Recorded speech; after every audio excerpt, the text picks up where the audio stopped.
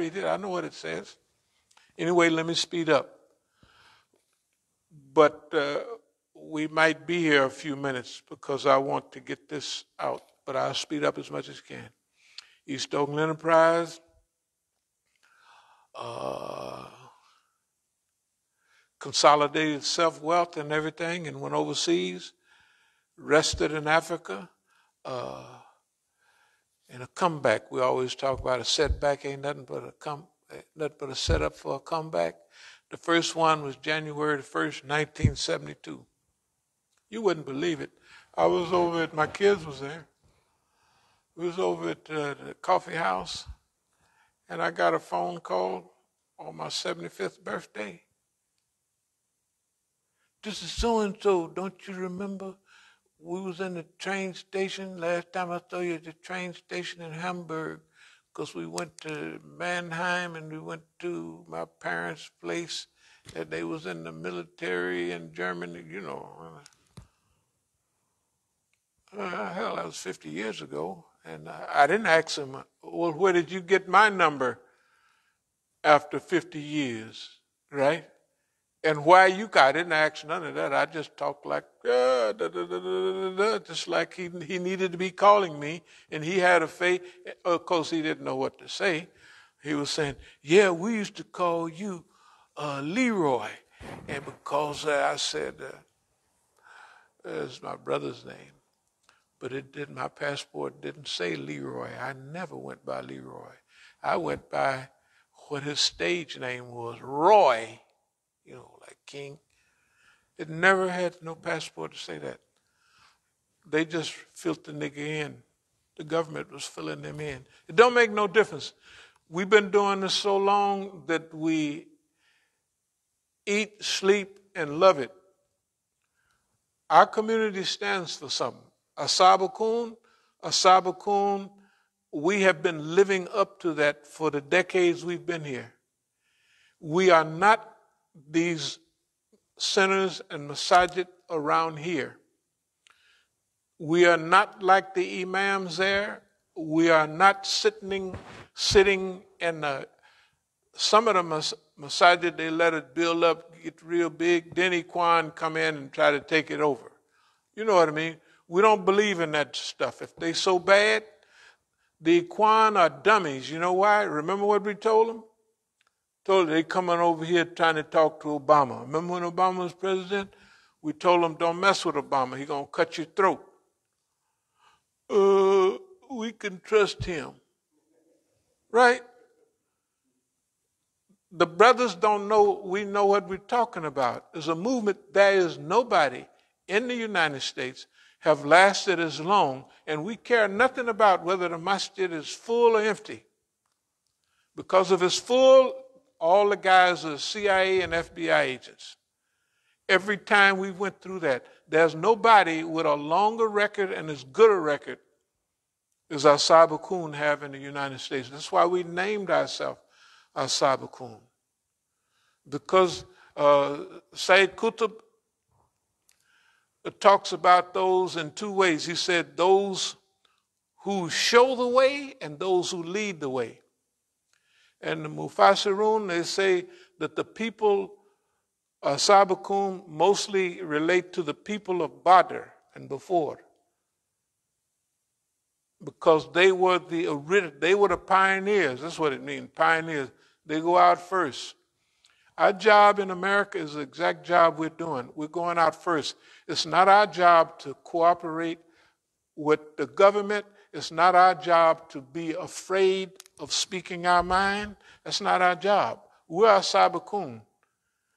And all our CDs and all our DVDs over the last 50 years, they say exactly what we've meant, and we're still alive.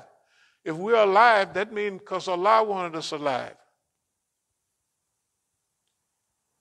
The Zionists, you see the Zionists, every other day they got something to say about us.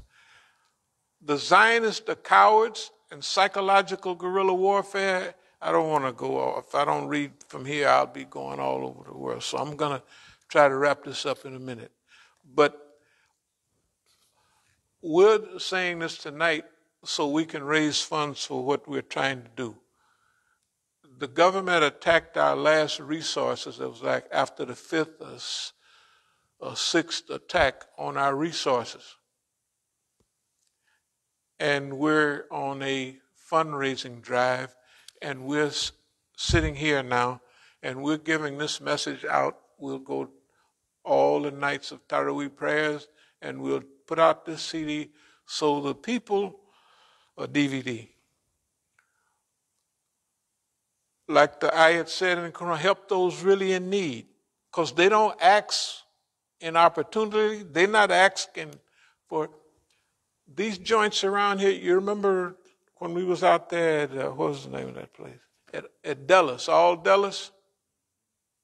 I'm telling you, they called the police on us. It's on camera. And then the assistant director come out and told the sheriff is there. And they've been shooting niggas on TV for the last several years, right? And he called them. They called us out there. And that Sudanese is the Imam out there. I'll tell you his name in a minute. You know, this guy is so crooked. He had a big program out there, and he saw me coming, and he ran upstairs and went in the back, and then he sent a Pakistani. I got off the elevator, and you turn to the right and turn another right and go in his office. Pakistani guy comes up and says, "Who are you looking for?" I said, "Imam so-and-so." I'll think of his name in a minute. I know, we all know him. Masjid. And Masjid trying to tell us what kind of Islam we should do over here, and he's scared to death. And so the Pakistani guy comes out and said, "He's not here." I just kept walking, pushed him aside, and walked right in the office. There's Masjid sitting there. Him and another Sudanese guy. And I made the mistake of telling them what we was trying to do. The guys here, every center around here, they're sitting up in there afraid. That's not a posture of Islam. We got a job to do here. They're killing and slaughtering our brothers all over the world. I don't care whether it's Yemen, the richest Arab country in the world, Saudi Arabia is slaughtering the brothers in Yemen. Sisters, children with arms the same size as your fingers. You see them on TV? Starving to death. That's supposed to be Qadam al-Haramain, Saudi Arabia. You're not Qadam al-Haramain. The United States is Qadam al-Haramain, the protectors of the two holy shrines. I'm telling you, look, I don't mean to take all the time tonight, but we're making a video because, number one, this psycho-spiritual war that we're having here is real. And the rest of the Muslims, okay, the Muslims in D.C. and California, you know, they know everything we're talking about. Do you think the people in this area know what we're talking about is true? Everybody knows it. Why do you think nobody come here? This was the fullest masjid in D.C. Why is it empty? Because the government told the Negroes to stay away from here. And they follow up everybody. Do you think we care? Absolutely not. Because we got other ways to fight. We're going to move in. Just a few more minutes. Just hold on. So we're the luckiest Negroes in town. We're lucky because this is our job. This is a cherished job. And you know what? We want the best job in the world, and nobody else wants it. You couldn't give this job to them cowardly imams around here. They see us coming, and they start running and hiding. From what? From me. And they run and hug boss man. The Zionists and the U.S. government, we happy to see you, boss man. And they don't want to see us. Something's wrong with their Islam. This is what we're saying, and if anybody want to ask questions about it. And we've been doing this. This is our 40-something year of this stuff. And we've been in D.C. for, good God Almighty, you know, it's 33 years now. And we came here with an old car and nothing. And all this property, we've acquired all the property around us. 8 pieces of property, and we own it. We haven't paid no interest. And if the government left us alone, we'd own half of this area because we know about money management. They think niggas don't know nothing about how to handle money. Well, I'll tell y'all in a minute. But anyway, we're going to speed up. Look. Let's see. One of our great friends, our great leaders, if I could tell you his name, you would know. He's been in prison now for 22 years. And he's saying, actually, he's a little older than I am. That means we got to hurry up and get him out.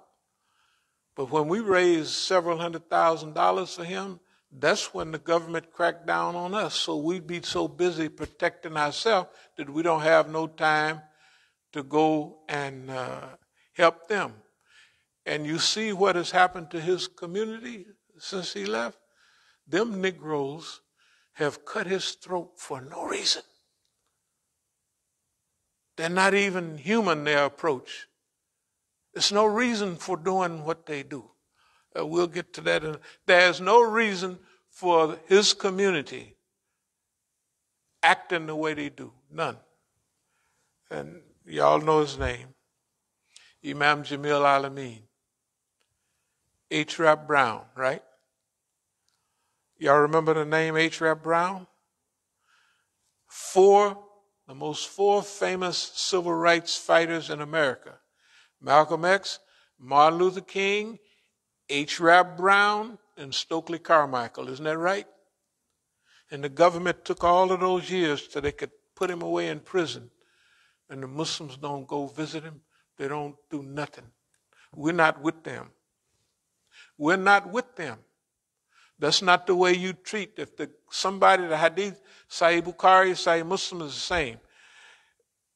Do not leave your brother unattended and alone and not looked out for and not taken care of, right? For the unbelievers to abuse them. They all know the Hadith. They all know the Hadith. Every one of these Imams know the Hadith. And if boss man tell them to stay away from us, what do? You ever see them come by here? No, they don't come by. Okay, we ain't looking for them either. I'm going to speed up. Imam Ghazali said one thing when the people asked him, Sheikh, what should we possess? He said, that which you don't lose in the event of shipwreck. Okay, now, they don't do it as much now, but in the old days, they had shipwrecks all the time. You get on one of them old rickety boats and it go down. What things should we possess? This is what they asked him, this is the question. He said, that which you don't lose in the event of a shipwreck. Suppose you got a bag of gold on this side and a bag of gold on silver, and it's weighing you down. What do? You cut that boy, isn't that right? You cut that gold, you cut that silver, and you save your own black behind. Isn't that right? That's what Imam Ghazali said. What should we possess? That means you should possess yourself.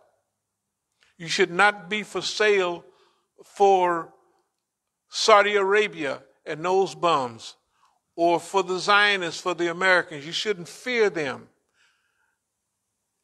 because you're not going to meet them on the day of judgment. Okay, I'm going to try to speed up. Don't y'all lose patience. Take it easy. We'll be through in a hard minute, I'm telling you. Every now and then we do this, you know. You'll get an idea why ain't nobody coming here. Anyway, let me tell you. Okay, so the other thing that we've had the privilege of traveling all around the world. Y'all ever heard of Machu Picchu? Anybody heard of Machu Picchu? That's the lost city of the Incas. You ever heard of Lake Titicaca? 12,500 feet between Bolivia and Peru, the highest navigatable lake in the world. So, whoever heard of Moshe Atunji? Okay, Lake Victoria. Lake Victoria spills over that great waterfall is called Moshe Tunji, Great Waters. And what does it do? That's the start of the Nile River, 4,000 feet up. 4,000-mile journey from way up in Africa all the way down to Egypt, or Sudan and Egypt. Has anybody ever visited the royal city in Sudan? You know what you'll find in the royal city in Sudan? The same pyramids that they have in Egypt, except they're smaller. Because civilization didn't start down the Nile and go up, it started up there in Sudan and went down the Nile. All those great tombs and everything you see, if you were at the Sudanese museum, I got a picture, what's the name? He's standing in front of the big statue.